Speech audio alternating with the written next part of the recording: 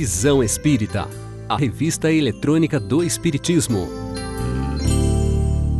Aqui estamos mais uma vez com o nosso programa Visão Espírita, a revista eletrônica do Espiritismo, procurando contribuir com esclarecimentos e com conhecimentos para espíritas e não espíritas. Vamos ao programa.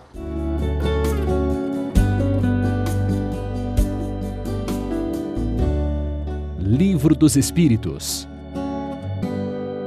Oi, Cláudio, grande amigo.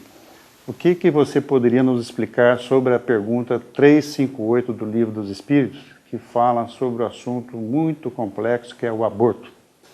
Vamos responder a pergunta de nosso irmão Marassi sobre a questão 358 do Livro dos Espíritos. Esta pergunta é muito oportuna para a época atual, onde este assunto está muito em pauta, inclusive para a criação de legislação a respeito. Kardec pergunta aos espíritos: constitui crime a provocação do aborto em qualquer período da gestação? E os espíritos respondem: há crime sempre que transgredis a lei de Deus. Uma mãe, ou quem quer que seja, cometerá crime sempre que tirar a vida a uma criança antes do seu nascimento, pois impede uma alma de passar pelas provas a que serviria de instrumento o corpo que se estava formando. Ou seja, todo nascimento tem um objetivo, que é dar a um espírito a oportunidade de obter um corpo material que permitirá, neste contato com as necessidades do mundo material, o seu desenvolvimento. Um espírito renasce com toda uma programação de experiências e aprendizados a serem vivenciados para permitir a evolução moral e intelectual deste espírito que caminha em direção a Deus. E o aborto corta esta programação. Há poucos dias, o Centro Espírita Divino Mestre, através de seu departamento de evangelização infantil, fez um manifesto na Praça Afonso Pena a favor da vida, contra o aborto. Foi uma forma de manifestar a opinião espírita em público contra a liberação do aborto, o que tornaria este ato antifraterno, anticristão, se liberado, uma prática rotineira em nossa sociedade. Seria lamentável. A experiência espírita, através da mediunidade, vem mostrando o quanto é ruim a prática do aborto. O espírito que é abortado sofre muito por esse desprezo dos pais e muitas vezes era uma encarnação para reaproximação de espíritos que se odiaram no passado. E através dessa nova existência, na condição de pais e filhos, iriam praticar o afeto, transformando aquele ódio do passado em um amor gostoso, unindo os espíritos dali para frente numa caminhada de mãos dadas. E com o aborto, o ódio renasce, e um processo obsessivo pode nascer ali com grande sofrimento para todos os envolvidos. Então o aborto não pode ser praticado nunca?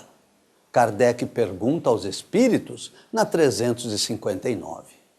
Dado o caso que o nascimento da criança pusesse em perigo a vida da mãe dela, haverá crime em sacrificar-se a primeira para salvar a segunda? Respondem: preferível é se sacrifique o ser que ainda não existe a sacrificar-se o que já existe. Ou seja, neste caso, o aborto, com o objetivo de salvar a mãe, é válido. Por outro lado, se alguma mulher cometeu o aborto numa época em que não tinha esta noção clara do erro que cometia, não é caso para se desesperar. Deus é Pai de amor e bondade e sempre nos dá a oportunidade de recuperação através da prática do bem, do amor ao próximo que viermos a realizar daqui para frente. Sejamos bons, amemos aos nossos irmãos, auxiliemos os necessitados, pratiquemos os ensinamentos de Jesus e seremos felizes. Momento de arte. A paz do mundo começa em mim. Tenho amor, com certeza sou feliz. Se eu faço bem ao meu irmão, tenho a grandeza dentro do meu coração. Chegou a hora da gente construir a paz. Ninguém suporta mais o desamor. Paz pela paz, pelas crianças, pela floresta, pela coragem de mudar. Paz pela justiça, a liberdade, pela beleza de te amar.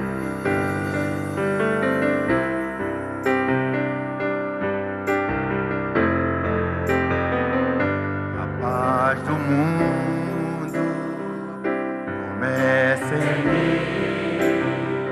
Se eu tenho amor, com certeza sou feliz. Se eu faço bem ao meu irmão, tenho a grandeza dentro do meu coração. Chegou a hora, chegou a hora da gente construir a paz. Ninguém suporta mais o desamor. Mas pela ciência, pela floresta, pela coragem de mudar. Mas pela justiça, a liberdade, pela beleza de te amar.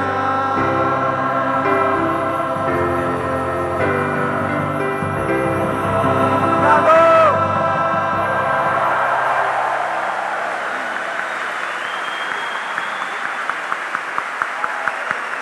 Obrigado!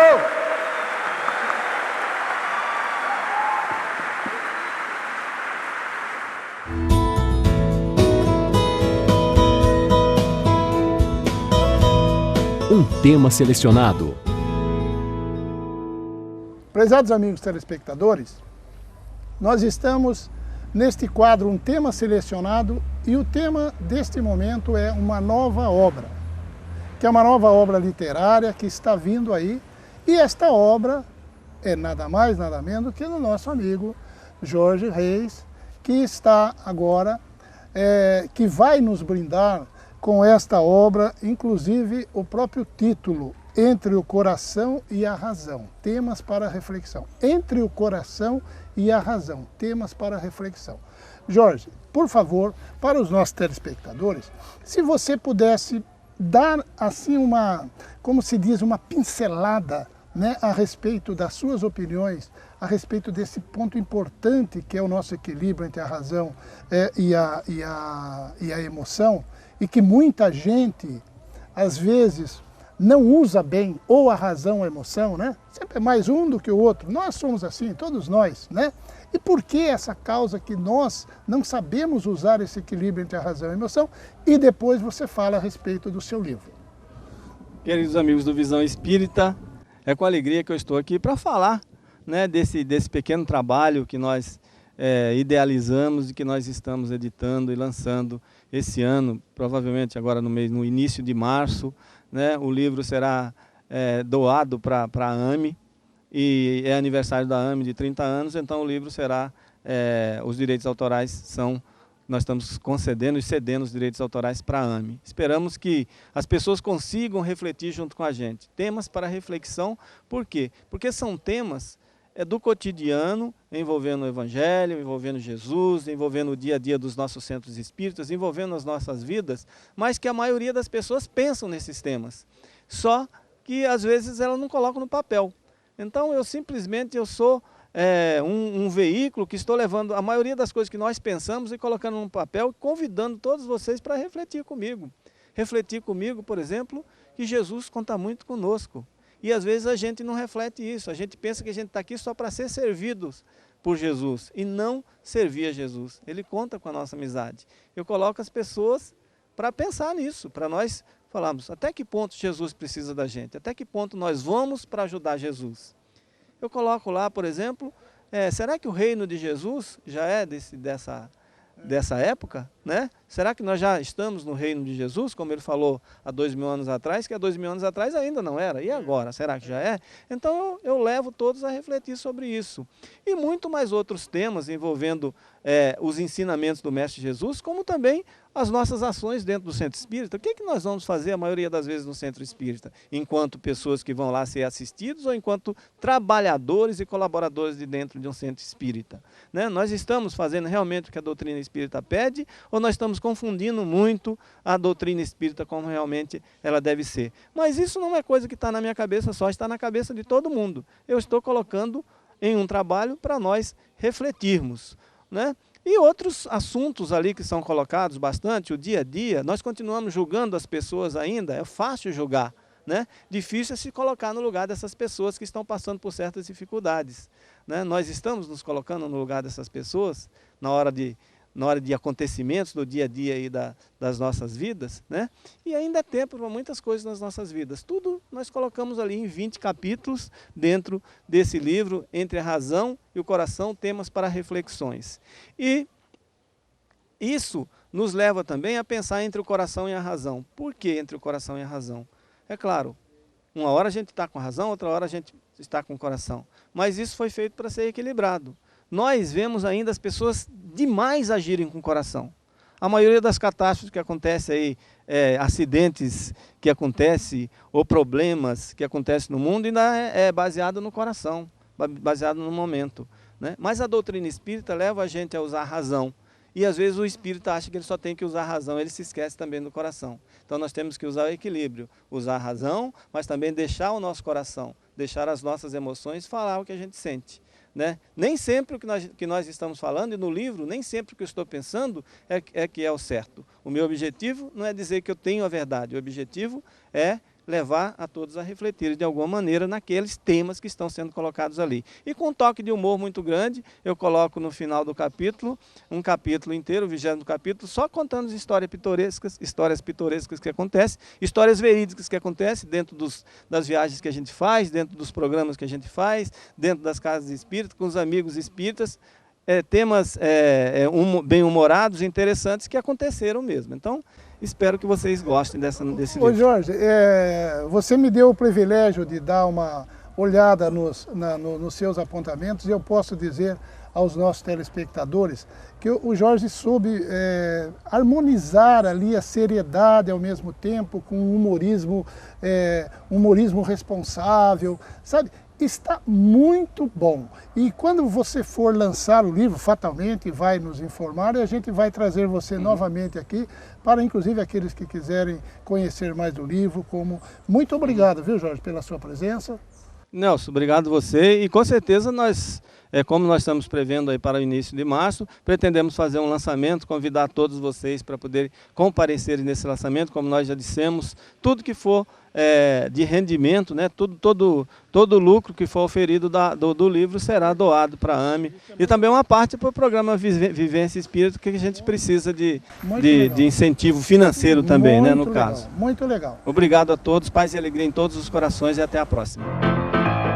Você pergunta e o Visão Espírita responde. Eu gostaria de saber, o Divaldo Pereira Franco, se ele enfrenta tudo nessa vida, o ruim, o mal, espírito bom, não tem medo de nada. Eu gostaria de saber dessa pergunta. Naturalmente eu tenho preocupações. Há coisas desagradáveis que a mim me inquietam. Mas esse medo de acontecimentos, eu confesso que não tenho.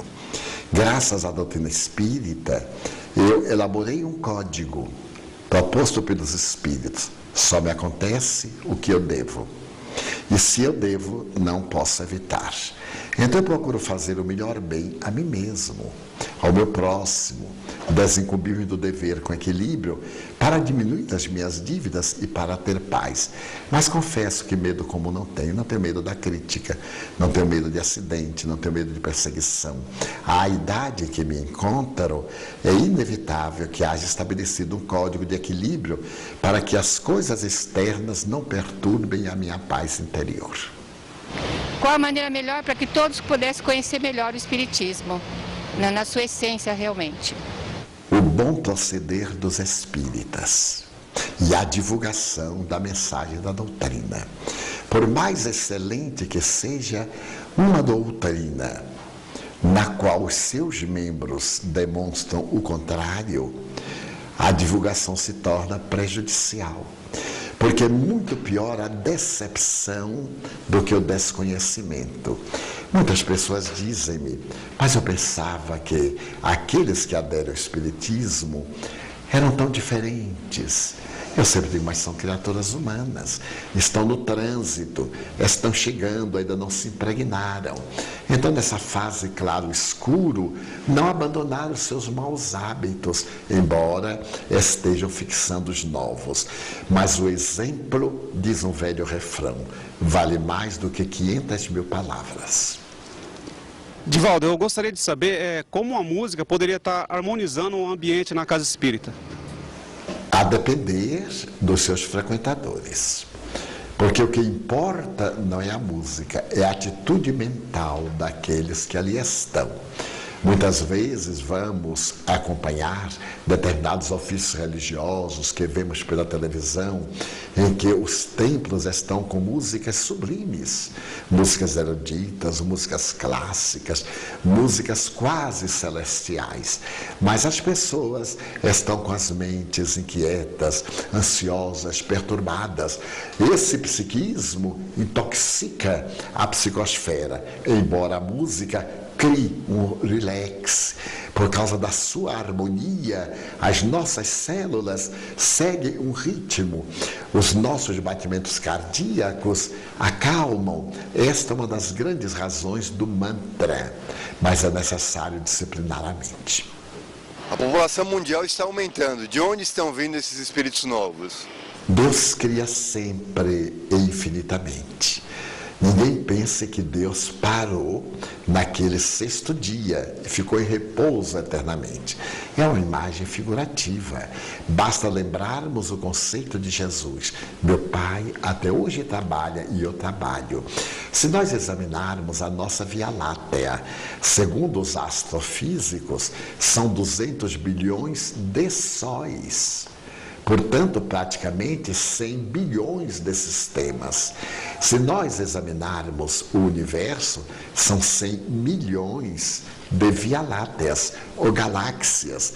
Então, a Terra não é o único planeta. Seria isso um desperdício.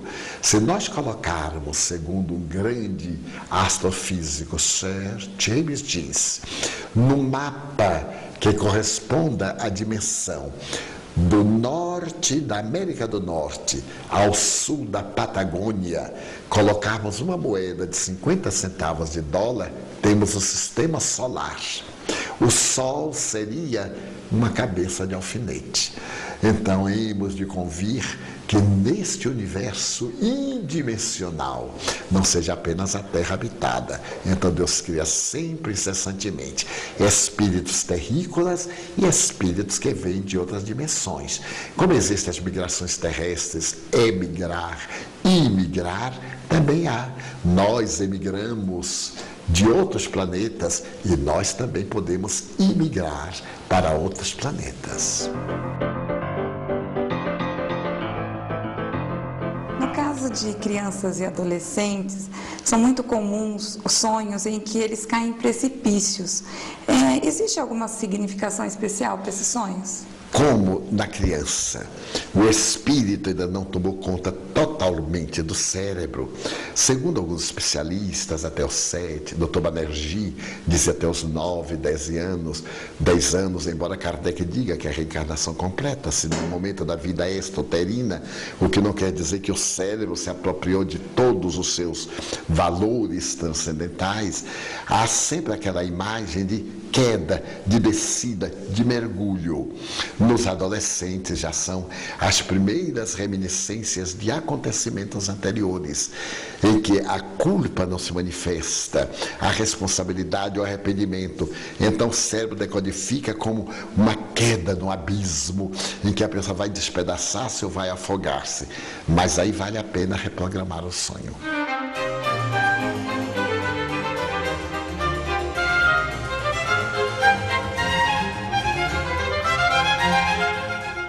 Estamos de volta com a nossa sala de leitura, onde analisamos aqui a obra de André Luiz, agora na segunda mensagem, não é? O livro começou com a primeira, que é a apresentação de Emmanuel a respeito de quem é André Luiz, e agora vem a mensagem do próprio André Luiz. Estamos nos encaminhando para a parte final dessa mensagem. Vamos prestar atenção em mais um trecho do que André Luiz nos está exortando. É preciso muito esforço do homem para ingressar na academia do Evangelho do Cristo, ingresso que se verifica quase sempre, de estranha maneira, sozinho, na companhia do Mestre, efetuando o curso difícil, recebendo lições sem cátedras visíveis e ouvindo vastas dissertações sem palavras articuladas. Muito longa, portanto, nossa jornada de trabalho. Nosso esforço pobre quer traduzir apenas uma ideia dessa verdade fundamental. Isto já André Luiz está se referindo ao trabalho que ele vai apresentar logo a seguir. É um esforço pobre que apresenta apenas algumas nuances, alguns aspectos daquilo que até então pouco se sabia e que agora André Luiz vai revelar de forma paulatina, de forma calma, de forma clara ao leitor. É um esforço dos espíritos para que a gente acorde deste sono, esta coisa que está nos hipnotizando, que é o de encher a barriga, de fazer a vida correr atrás de bens materiais, de multiplicar nossos corpos sem melhorar nossos espíritos. É uma hipnose, a loucura do ganhar o pão, do gastar, do comprar, do consumir, que mantém as pessoas afastadas da sua essência. Por isso que este livro é tão importante, para nos alertar, contando o que acontece com as pessoas depois que perdem o corpo de carne. Vamos então para a parte final desta mensagem. Manifestamo-nos junto a vós outros, no anonimato que obedece à caridade fraternal. Emmanuel já tinha falado deste anonimato. No programa anterior tratamos disso. Ele diz que André Luiz se esconde. André Luiz não se revela, porque há pessoas da sua família que estão na Terra ainda. A existência humana apresenta grande maioria de vasos frágeis que não podem ainda conter toda a verdade. Aliás, não nos interessaria agora senão a experiência profunda com seus valores coletivos. Não atormentaremos alguém com a ideia da eternidade. Que os vasos se fortaleçam em primeiro lugar. Forneceremos somente algumas ligeiras notícias ao espírito sequioso, aquele que tem sede, aquele que quer conhecer. Apenas algumas notícias dos nossos irmãos na estrada da realização espiritual e que compreendem conosco que o Espírito sopra aonde quer. E agora, amigos, que os meus agradecimentos se calem no papel recolhendo-se ao grande silêncio da simpatia e da gratidão. Atração e reconhecimento, amor e júbilo moram na alma. Crede que guardarei semelhantes valores comigo, a vosso respeito, no santuário do coração. Que Jesus, que o nosso Senhor nos abençoe. André Luiz. Pode parecer a você, querido telespectador, querido leitor, que duas mensagens como estas não contenham informações interessantes. Mas aqui nós já pudemos ver, tanto na palavra de Emmanuel, lúcida, clara, dirigida até cada um de nós, quanto na de André Luiz, várias e interessantes revelações. Emmanuel fala de um André Luiz que viveu na terra, mas que se esconde. Não porque tenha medo, mas porque não quer ferir. Emmanuel relata que há aqueles que queiram encontrar André Luiz na figura dos médicos A, B, C, D, que viveram naquele período no Rio de Janeiro. Sim, porque nosso lar é uma colônia espiritual, como eu já falei, que está sobre a cidade do Rio de Janeiro e que recebe espíritos que estejam como que coordenados para a vivência em regiões próximas, não só no Rio de Janeiro, mas nas áreas mais ligadas àquela região. Agora, as pessoas que forem procurar André Luiz na figura deste ou daquele, ao tempo em que o livro foi lançado, estariam perdendo seu tempo, porque André Luiz se esconde, ele mescla informações, algumas datas, para que não haja nenhuma revelação desnecessária.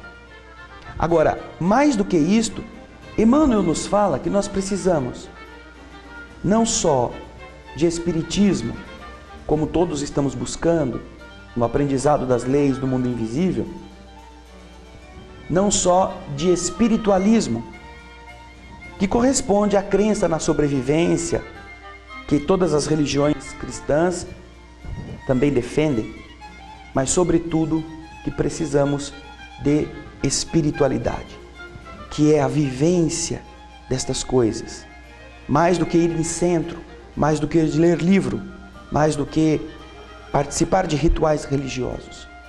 E André Luiz, acompanhando esta mesma informação, relata quantas riquezas existem, como a vida é rápida, como tudo passa depressa. Uma vida é um ato. E todo mundo querendo ser doutor, não é?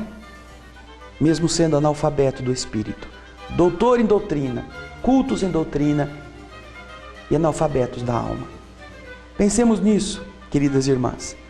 No próximo programa, vamos para o capítulo 1 do livro Nosso Lar. Mas com as duas exortações de Emmanuel e André Luiz, já temos muita coisa para pensar. Obrigado por sua audiência. Até o próximo programa, que deseja retirar o espírito da letra. Muita paz. Não saia daí. Voltamos já.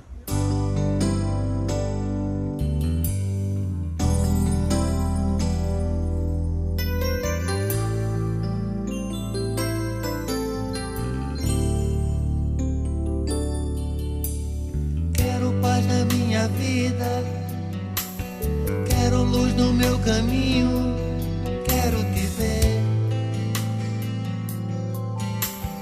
entender que tudo passa, que a terra é uma escola, quero aprender.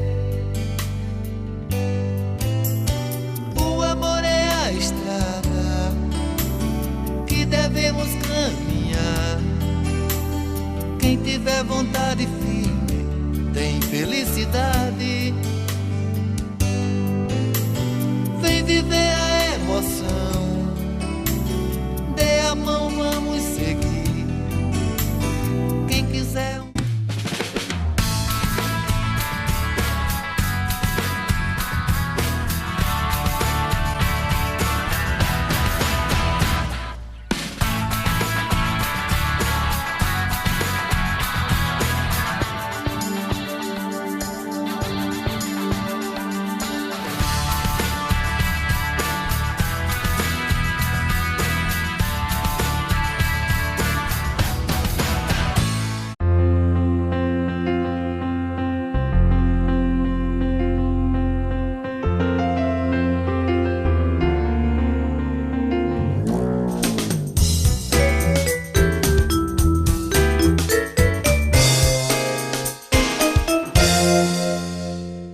Prezados amigos do programa Visão Espírita, estamos mais uma vez aqui com o nosso quadro Retrô.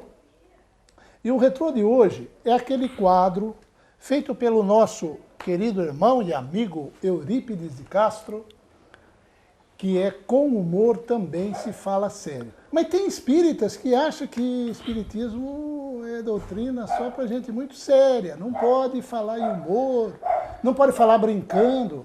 Eurípides, e aí? Você fez quadros com humor falando de espiritismo. E alguns espíritas até nos mandaram e-mails, até dando alguma crítica velada, que espiritismo é coisa mais séria. E daí? Olha, espiritismo é sério, continua sério, só que não é sisudo. É essa coisa. O pessoal acha que quando vai falar algum tema, tem que falar aquela voz cavernosa. Sim, você aí, meu irmão que está aí. Não é assim. A nossa vida é coloquial. A nossa vida, ela é natural. Quer dizer, nós temos que voltar a essa naturalidade de conversar com nossos pais, com nossos filhos, com nossos irmãos. Sabe, Nelson, a gente tem essa coisa, coisa assim, gostosa, harmoniosa, é uma brincadeira. Porque, olha, se você pensar, vamos pensar, espiritismo. Começou lá em Hydesville, lá com as duas irmãs lá, ouvindo batida na parede, na porta, aquilo tudo. Elas não ficaram falando assim, oh, como é que é? Elas riam, elas conversavam entre elas, chamavam o pai, ó pai, o barulho aqui, como é que é? Quer dizer, é uma coisa que vai acontecendo. E nós estamos perdendo, não sei porquê, nós estamos perdendo essa naturalidade, essa coisa gostosa de estar junto, em grupo, acampando junto, conversando, indo para a festa, rindo, cantando. E hoje nós tivemos aquela época do karaokê, todo mundo cantava em casa. Lá no centro que eu frequento, foi muito interessante no Natal, e eu estava lá o dia, aí falei assim, vamos festejar o Natal. Aí vem o grupo Castelã e canta aquelas músicas todas, mas não músicas, são músicas tradicionais da nossa cultura, né? E todo mundo cantou, todo mundo brincou, e foi muito gostoso. Olha, foi uma harmonia no centro espírita, cantando música profana. Não é profana, é música da nossa cultura brasileira, da nossa cultura mundial e da nossa cultura espírita. Porque o Kardec deixa muito claro, nós fazemos parte dessa cultura. A mudança que o espiritismo trouxe no mundo, essa nova visão, esse novo jeito de pensar. E dizem que o Kardec, eu não tive oportunidade de conversar com ele na época, mas eu não sei também se eu estava lá, né? Mas o gostoso é que ele é a pessoa também, que ele tinha naturalmente esse espírito afetuoso e brincalhão. E brincalhão. O Eurípides, olha que interessante, você falou do Kardec, né? O Kardec, os biógrafos dele, exatamente falam isso, era uma pessoa alegre. E, no entanto, você vê as fotos aí, as pinturas de Kardec, sisudo, por que não fazer uma pintura dele rindo? Aliás, o nosso amigo lá, o nosso amigo Alamar Regis, até fez uma pintura do Kardec mais suave, mais rindo. Você vê um outro caso, o Chico. Como o Chico era alegre. Nossa, ele brincava com a gente, ele é uma pessoa tranquila. E olha, e sem problema. O Chico conversava com a gente. Na época, eu fazia com a minha família, a gente fazia aquele grupo musical, apresentávamos, o Chico cantava junto. É isso. A vida é muito mais gostosa. E nós temos que entender o seguinte, vamos ter essa harmonia, essa paz interior e vamos ter tudo alegre. Olha, vou te falar, a coisa melhora. Ok. Os nossos amigos vão ver um minutinho de um dos quadros que o Eurípides fez, né? Com humor também se fala sério, com muita alegria. Vamos lá? Vamos lá. Com humor também se fala sério. Quer dizer que pode gravar já direitinho, a abobrinha aqui? Ó, tá bom. Não dá pra gente ficar conversando um pouquinho antes, não? Não dá? Pois é. Estamos conversando, né, aqui. E às vezes a gente fala abobrinha, olha, em muita abobrinha. Aqui não, aqui tem um trabalho sério. Nós estamos falando aqui, ó, rindo e refletindo com o Chico Xavier, ok? O Richard Simonetti.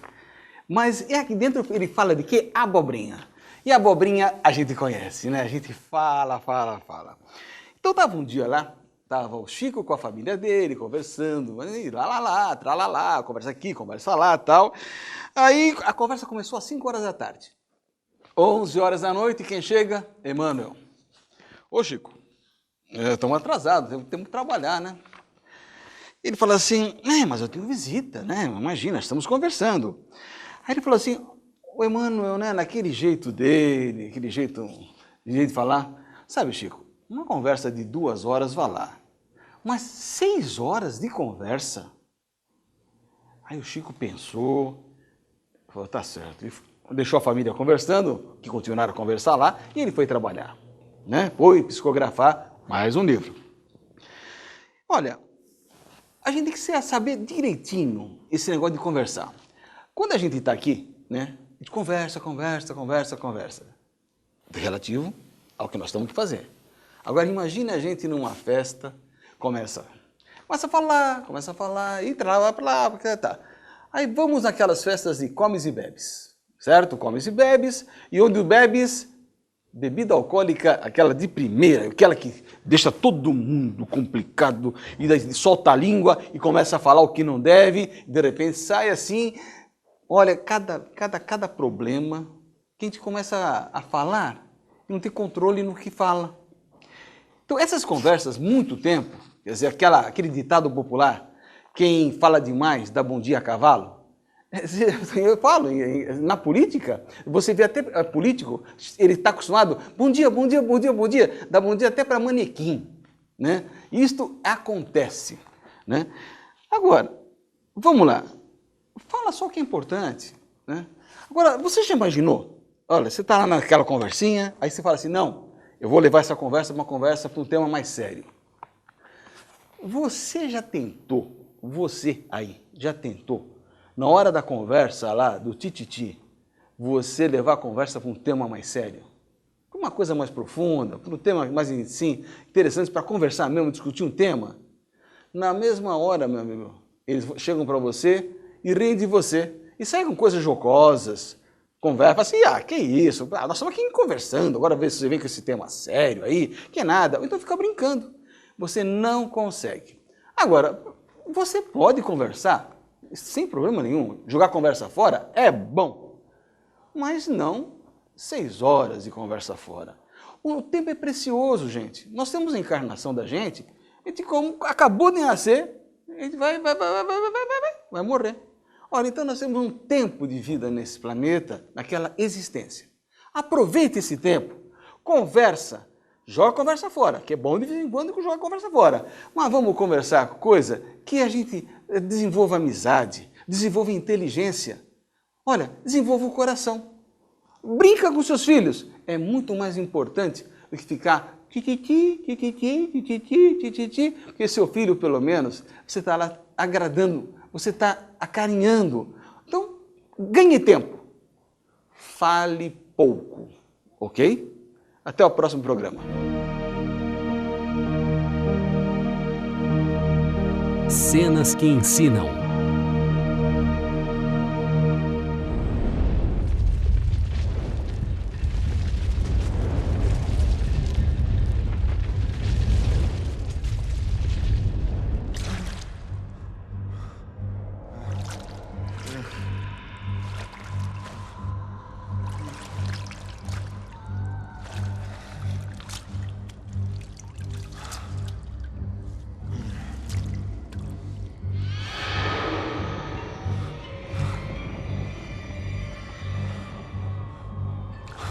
Foi como acordar de um longo sonho.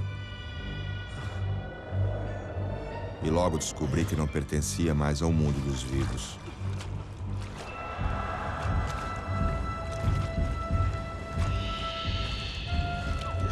Me deparei com uma surpreendente verdade. A vida é fonte eterna que passa por diversas etapas.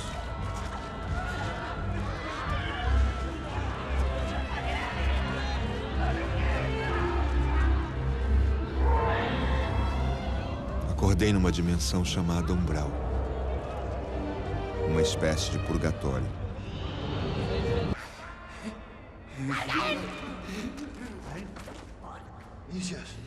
Tobias.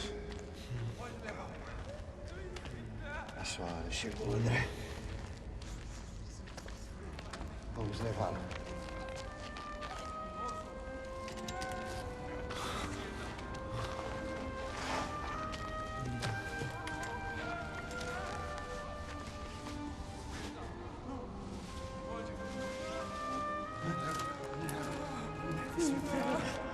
Precisamos alcançar a cidade sem demora. Vamos? Isso.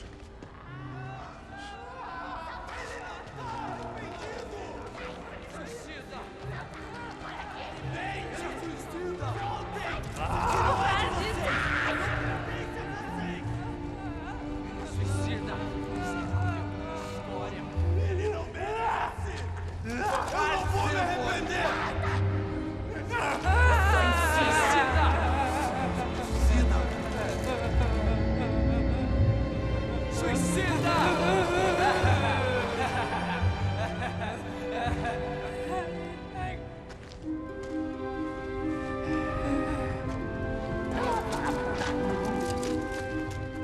As cenas que vocês acabaram de ver faz parte do quadro Cenas que Ensinam, onde foi mostrado cenas do umbral do filme Nosso Lar. Nós estamos aqui com o casal Fernando e com a Valéria, que fazem parte da Fraternidade Paulo de Tarso, que vai justamente apresentar para a gente detalhes sobre a cena que nós vimos. Então, nós temos aqui várias perguntas, viu, Fernando, viu, Valéria? E eu gostaria, então, de fazer as perguntas a vocês dentro do quadro que nós vimos aí do umbral. Após as cenas de André Luiz no umbral, podemos dizer que todos os espíritos que desencarnam passam pelo umbral? Seu Rui, sendo o umbral uma região, como o próprio nome diz, que é uma passagem, seria um limite entre um plano e outro, eu diria que todos os espíritos, todos nós que habitamos o plano gravitacional da Terra, encarnados ou desencarnados, passaremos pelo umbral. Logicamente, numa quantidade de tempo em que ficaremos lá, maior ou menor, dependendo do nosso grau evolutivo. E por que nós temos que passar? Nós temos que passar porque essa zona realmente é uma zona onde nós vamos, em parte, depurar aquilo que nós não conseguimos depurar enquanto encarnados, fazendo nossa reforma íntima, fazendo aquilo que nós nos propusemos a fazer no nosso plano reencarnatório. Valéria, André Luiz, ele não se suicidou na acepção das palavras, mas ele foi taxado como suicida no plano espiritual. Como é que acontece isso? Na verdade, ele nem tinha a consciência a respeito, né, do que seria considerado um suicídio, porque para ele era considerado suicídio na acepção da palavra, né? Mas todos nós que passamos, como o Fernando mesmo disse, que vamos passar pelo umbral, em algum momento, na negação das leis naturais, nós estaremos assim agindo como suicidas. Por exemplo, vou dar um exemplo. Se você nega algumas orientações médicas, vamos dizer, e você sabe da sua doença, você sabe do compromisso que você tem com o seu tratamento e se nega a fazer... E não se cuida. Se cuida, você está tendo uma postura de negação da tua vida, da tua saúde, né? Outras situações de abusos alimentares, que foi inclusive o caso do André Luiz, abusos com relação às drogas, a álcool, enfim, toda vez que você estiver rompendo com as leis naturais, com as leis divinas, em que a vida é a grande oportunidade reencarnatória, nós podemos considerar isso como um suicídio inconsciente. Agora, Fernando, me diga, qual a diferença entre o umbral revelado pela doutrina espírita e o inferno e o purgatório ensinado por outras religiões que nós conhecemos? Então, senhor Rui, como eu havia falado, o umbral é uma criação mental que acontece dos encarnados que se imantam a energias de pensamentos dos desencarnados. Então, se nós analisarmos o inferno, por exemplo, O inferno é dito como uma região em que nós ficaríamos ali eternamente sofrendo as penas, ardendo no fogo e assim por diante. O Espiritismo não acredita nisso. O Espiritismo acredita na misericórdia divina, que nos dá a chance de vir, fazer o nosso processo reencarnatório, tentarmos melhorar. Caso não consigamos nessa mesma existência, passamos pelo umbral, fazemos entre aspas, uma desinfecção nossos pensamentos, dessas nossas mazelas, para que numa próxima oportunidade nós possamos novamente voltar e com isso conseguimos um plano evolutivo um pouco melhor do que quando nós retomamos. Então, assim, o que se assemelha mais? Talvez o purgatório. Então, perguntar agora para a Valéria, a pessoa que não acredita, Valéria, na existência do plano espiritual, de maneira como os espíritos nos mostram, quando ele desencarna, ele tem mais dificuldade para se adaptar do outro lado, quer dizer, no mundo espiritual, do que a pessoa que já acredita que a vida continua, como os espíritas, por exemplo? Eu creio que sim, que nós espíritas temos uma certa facilidade, né, um entendimento a respeito dessa questão do desencarne, o que nos tranquiliza de uma forma geral, tranquiliza os nossos familiares, porque nós temos essa ideia da continuidade do espírito. No entanto, assim, a gente percebe que outras religiões não encaram isso de uma forma tão natural. E aquele que professa essas religiões passa, acredito, por um tempo de tumulto mental, assim, de incertezas. Normalmente ele, quando desperta, ele percebe que aquilo não era da forma como ele acreditava, né? E quanto mais, mesmo sendo de outras religiões, que não as espíritas, quanto mais espiritualizado, quanto mais na bondade, na caridade essa pessoa esteve, mesmo que o despertamento dela não seja coerente com a doutrina que ela professou, ela se manifesta de uma forma mais tranquila, em que ela é mais fácil de ser convencida, orientada. Mas, no entanto, aqueles que, mesmo tendo estado ligados a religiões, mas que não fizeram aquilo de coração, ou que não professaram, vamos dizer, não estiveram com Jesus, com os ensinamentos, né, de Jesus, acreditando nessa misericórdia divina, então, normalmente, há aquele choque, né, quando há esse despertamento e não é como eu acreditava, não é desta forma. E alguns espíritos, acredito, pelas nossas experiências de trabalho mediúnico, passam longos tempos, né, muito tempo, nessa ideia, né, nessa ideia fixa de que algo está errado, que está tudo errado, né, até ter esse despertamento onde ele percebe que há continuidade da vida, tranquilidade, que isso pode acontecer de uma forma mais tranquila. Então, nós podemos até concluir que se nós formos boas pessoas, pessoas exemplares aqui nesse nosso mundo encarnado, nós passaremos meio rapidamente pelo umbral. Esse é um consolo. Eu diria assim, que a grande vantagem de sabermos sobre o umbral é exatamente essa, para que nós nos eduquemos, para que nós nos conscientizemos, formemos uma consciência da importância da vida, da oportunidade que nós estamos tendo agora, nesse momento. Então, nós agradecemos ao Fernando e à Valéria Damião pela sua presença aqui nos Cenas que Ensinam, nesse quadro, né? E agradecemos mais uma vez, esperamos contar com vocês em outras oportunidades. A mensagem.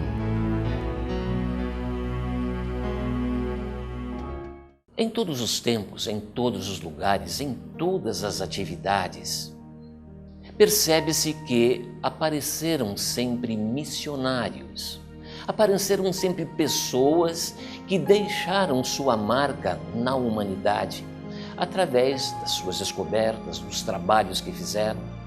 E isso tudo criou, sim, um ponto de referência, o famoso antes e depois. Nós, por exemplo, do campo científico, podemos estabelecer o antes e depois das descobertas do antibiótico, o antes e depois dentro da tecnologia, do aparecimento dos computadores. Mas e no campo religioso? Ora, Jesus, com sua presença, conseguiu dividir o tempo em duas eras, antes e depois dele. Kardec, com seu trabalho codificando o Espiritismo, estabeleceu sim uma divisão aí, o antes e depois do aparecimento do Espiritismo, porque novos conceitos da religião, da existência do mundo espiritual se fizeram. Bom, e com referência ao Espiritismo em si? Nós podemos sim estabelecer aí o antes e depois de Chico Xavier. Ora, gente, como era o Espiritismo antes do Chico Xavier? Se resumia, sim, a poucas casas, normalmente bastante austeras em seu visual. Os espíritas procuravam disfarçar a sua simpatia ao Espiritismo, dificilmente tinham o desprendimento ou a coragem de se admitir espíritas. Ora, o aparecimento de Chico foi absolutamente espetacular. Fez com que o Espiritismo saísse dessas reservas, dessa condição de apagamento, para florescer no meio da sociedade de uma forma absolutamente bonita. Ora, o que era o Espiritismo antes, o que é o Espiritismo hoje? Hoje todos nós, espíritas, não temos absolutamente pelo que temer em nos admitir espírita. Dias atrás ouvi mesmo uma frase interessante. Ser espírita antes era pecado. Ser espírita agora é uma virtude. Então nós podemos com certeza admitir que todo esse trabalho se deve ao Chico Xavier. E não é só entre nós, não. Nós podemos levar isso para o mundo. Hoje o Brasil é referência em qualquer evento espírita no mundo. Ali se faz, sim, representar e todas as suas opiniões, todo o seu trabalho é reconhecido. Hoje as casas espíritas multiplicam-se pelo Brasil, até pelo exterior. E tudo isso nós devemos a quem? A Chico Xavier. Ora, gente, isso tudo é muito bacana, isso tudo é muito legal a gente lembrar, para que possamos valorizar o trabalho deste homem, que saiu da sua simplicidade, da sua humildade, para se tornar realmente, aos nossos olhos, um verdadeiro missionário. Chico, você foi um missionário. Obrigado. Todo o seu trabalho, por todos os exemplos que você nos passou. Corrente de energização da água. Olá, minha gente. Nós chegamos ao fim de mais um programa Visão Espírita. E é claro que para nós, a sua participação, nos vendo, nos ouvindo, é de muita importância. Mas vamos agora fazer a nossa prece de encerramento, o nosso encontro final. E para isso, é claro, sabemos que você já colocou o seu copo de água ao lado, para que ele possa ser energizado e você possa depois usufruir desses benefícios quando tomar a sua água. Gente, o momento é de reflexão. Nós precisamos estarmos sempre ligados à necessidade da nossa participação em todo o contexto espiritual do planeta. Sim, do planeta, eu digo. Embora nós estejamos aqui reunidos, embora vocês estejam nos vendo, nos ouvindo, é importante que essa união de corações se faça para que nós possamos criar uma força maior. Então é o momento, sim, que pedimos aos irmãos espirituais que possam colocar nesta água todos os elementos necessários que irão nos fazer bem, irão nos favorecer. Mas que nós não percamos a oportunidade do momento para pensar em tantos e tantos que estão ausentes desse nosso convívio, mas necessitam tanto quanto nós necessitamos. É quando pensamos em tantas crianças que estão abandonadas, é quando pensamos em tantas pessoas idosas que estão desamparadas, é quando pensamos em tanta gente que ainda passa fome nesse mundo. É quando nós pensamos, sim, da necessidade de que, através do nosso pensamento, nós possamos levar a cada um desses que necessitam mais do que nós o conforto espiritual que eles precisam para se manter, para estar cada vez mais identificados com a sua própria situação e a busca da melhora dessa situação. Que nós possamos ajudá-los, sim, expandindo o amor de nosso coração, que possa envolvê-los e possa, de certa forma, fazer com que se sintam parte desta humanidade da qual todos somos parte, mas que essa participação se faça no sentimento de que somos verdadeiros irmãos, tanto aqui como lá, ou seja, lá onde for, que o nosso pensamento agora possa se unir e juntos possamos dizer: obrigado, Deus, obrigado de todo o nosso coração. Que assim seja.